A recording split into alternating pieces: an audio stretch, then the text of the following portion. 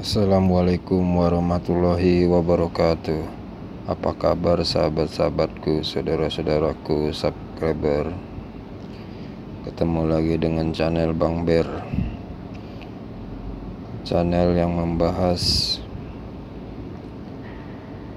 tentang teknologi listrik, elektronik, otomotif, perhubungan, komunikasi, kedokteran, keagamaan, dan lain-lain sebagainya.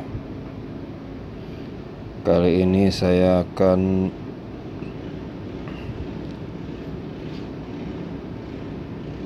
membuat kisah para nabi dan rasul. Untuk selengkapnya mari kita simak bersama-sama. Yang pertama adalah kisah Nabi Adam alaihissalam. Bismillahirrahmanirrahim. Allah subhanahu wa ta'ala menciptakan Nabi Adam sebagai manusia pertama di dunia. Sebagai umat Islam mempercayai adanya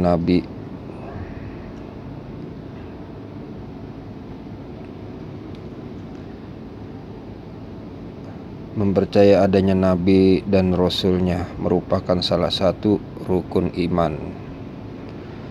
Penciptaan Nabi Adam dituliskan oleh Allah Subhanahu wa Ta'ala dalam Al-Quran surat Al-Baqarah ayat 30 sampai ayat 39. Dijelaskan para malaikat sempat bertanya tujuan penciptaan manusia yang bisa membuat kerusakan di bumi.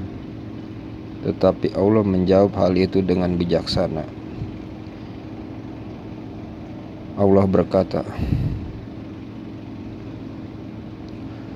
yang artinya, dan ingatlah ketika Tuhanmu berfirman kepada para malaikat,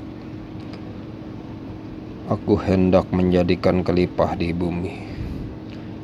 Mereka berkata, apakah engkau hendak menjadikan orang yang merusak dan menumpahkan darah di sana, sedangkan kami bertasbih memujimu dan mensucikan namamu?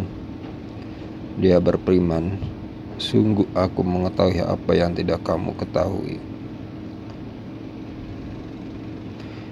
Dikutip dari buku Kisah Para Nabi oleh Ibnu Katsir, Nabi Adam diciptakan oleh Allah Subhanahu wa Ta'ala dari tanah dengan hanya mengucapkan perintah kun fayakun, sebagaimana firman Allah Subhanahu wa Ta'ala dalam Al-Quran surat Ali Imran ayat 59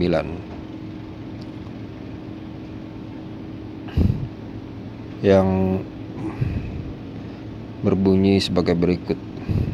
Allah berkata, sesungguhnya perumpamaan atau penciptaan Isa bagi Allah seperti penciptaan Adam. Dia menciptakan dari tanah, kemudian dia berkata kepadanya, jadilah, maka jadilah sesuatu itu. Dalam hadis riwayat Bukhari, Nabi Muhammad SAW bersabda bahwa Nabi Adam memiliki tinggi hingga 60 hasta dengan rambut yang lebat. Kata Nabi, sesungguhnya Allah telah menciptakan Adam dalam bentuk seorang laki-laki yang tubuhnya sangat tinggi dan rambutnya sangat lebat. Tubuhnya seperti buah kurma yang menjulang sangat tinggi. Kemudian Allah Subhanahu wa Ta'ala ajarkan semua hal kepada Nabi Adam agar memahaminya. Hal ini dijelaskan dalam Al-Quran surat Al-Baqarah ayat 31. Allah berkata,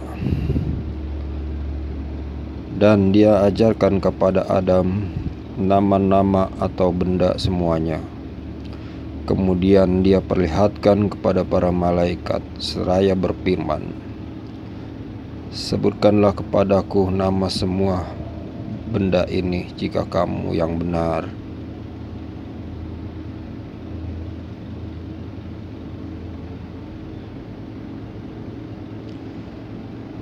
Setelahnya Allah Subhanahu wa Ta'ala ciptakan Siti Hawa dari tulang rusuk Nabi Adam sebagai pasangannya.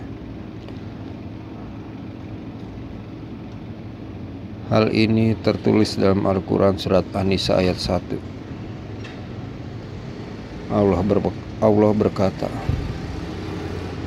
"Wahai manusia, bertakwalah kepada Tuhanmu yang telah menciptakan kamu dari diri yang satu, Adam, dan Allah menciptakan pasangannya, Hawa, dari dirinya. Dan dari keduanya Allah memperkembangbiakan laki-laki kepada Allah dan perempuan yang banyak. Bertakwalah kepada Allah yang dengan namanya kamu saling meminta, dan peliharalah hubungan kekeluargaan. Sesungguhnya Allah selalu menjaga dan mengawasimu." Kemudian Allah mempersilahkan Nabi Adam dan Siti Hawa untuk tinggal di surga dan menikmati semua nikmatnya. Hanya saja Allah melarang Nabi Adam dan Hawa untuk mendekati salah satu pohon di dalam surga. Allah berkata, "Wahai Adam, tinggallah engkau bersama istrimu dalam surga, dan makanlah apa saja yang kamu berdua sukai. Tetapi janganlah kamu berdua dekati pohon yang satu ini. Apabila didekati, kamu berdua termasuk orang-orang yang zalim." Namun sayang, iblis menggoda Nabi Adam dan Siti Hawa untuk memakan buah yang dilarang oleh Allah Subhanahu wa Ta'ala itu.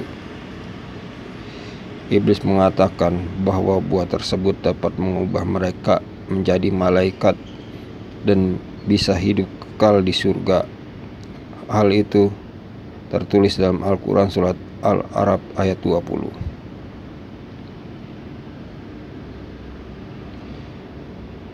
Allah berkata, "Kemudian setan membisikkan pikiran jahat kepada mereka agar menampakkan aurat mereka yang selama ini tertutup.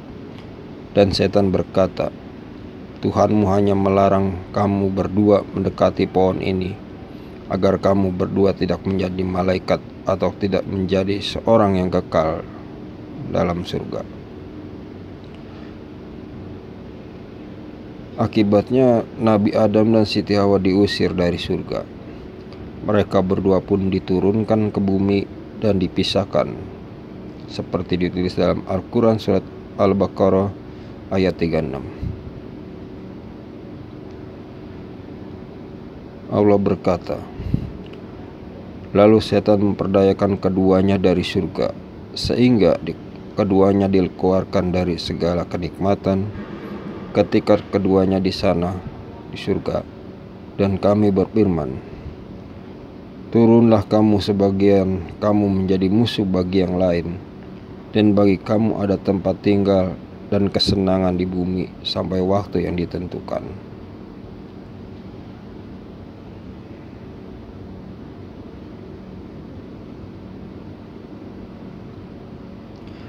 Sebelum itu, Nabi Adam dan Siti Hawa memohon ampun kepada Allah seraya bertobat atas dosa yang dilakukannya. Hal ini tertulis dalam Al-Quran surat Al-A'raf ayat 23. Allah berfirman, "Keduanya berkata, ya Tuhan kami telah menzalimi diri kami sendiri. Jika Engkau tidak mengampuni kami dan memberi rahmat kepada kami, niscaya kami termasuk orang-orang yang rugi."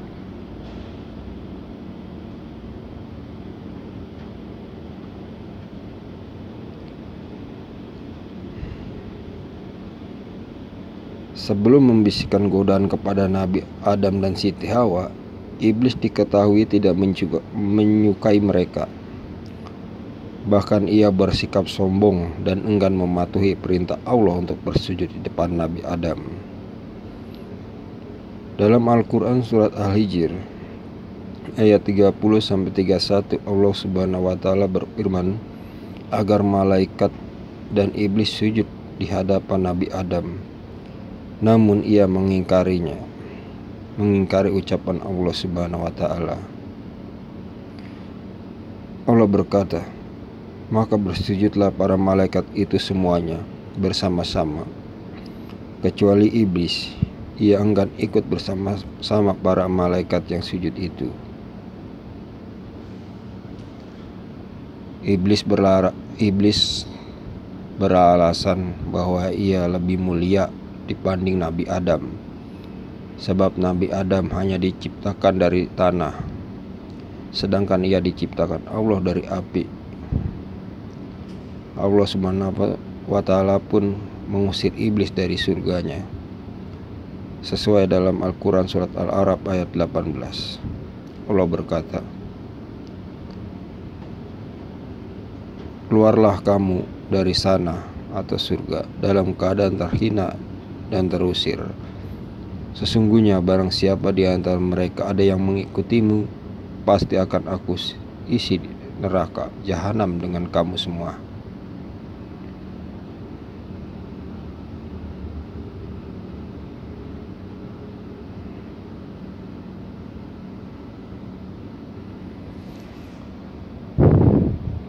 Allah menciptakan Nabi Adam dengan tujuan hendak menjadikan ia sebagai khalifah pertama di bumi. Hal itulah mukjizat yang diterima Nabi Adam dari Allah seperti disebutkan dalam Al-Quran surat Al-Baqarah ayat 30. Kemudian Allah juga menjadikan keturunan Nabi Adam sebagai khalifah sesuai dalam Al-Quran surat Al-An'am ayat 62 yang berbunyi, bukankah dia yang memperkenankan doa orang yang dalam kesulitan apabila dia berdoa kepadanya,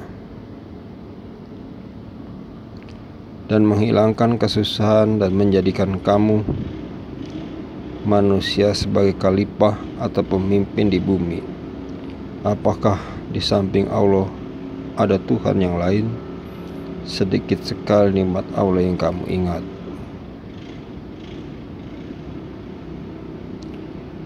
Usai diusir dari surga, Nabi Adam terpisah dengan Siti Hawa. Berdasarkan riwayat Hasan, Nabi Adam diturunkan di wilayah India, sedangkan Hawa di Jeddah. Iblis diturunkan di wilayah Dastimian di Basrah, sementara ular diturunkan di Isbahan. Kemudian Ibnu Abi Hatim meriwayatkan dari As-Sadi, ia berkata, Adam turun di India, bersamanya turun pula Hajar Aswad. Beliau membawa segenggam daun surga di tangannya. Selanjutnya Adam menyebarkan daun itu di India, sehingga tumbuhlah pohon yang bagus di sana. Sementara itu Ibu Umar meriwayatkan Adam diturunkan di Sopo, di Sapa, sedangkan Hawa di Marwa.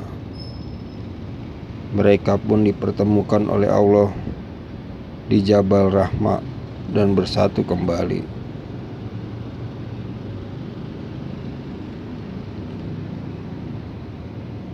Terima kasih, semoga kisah Nabi Adam ini bisa menambah keimanan kita.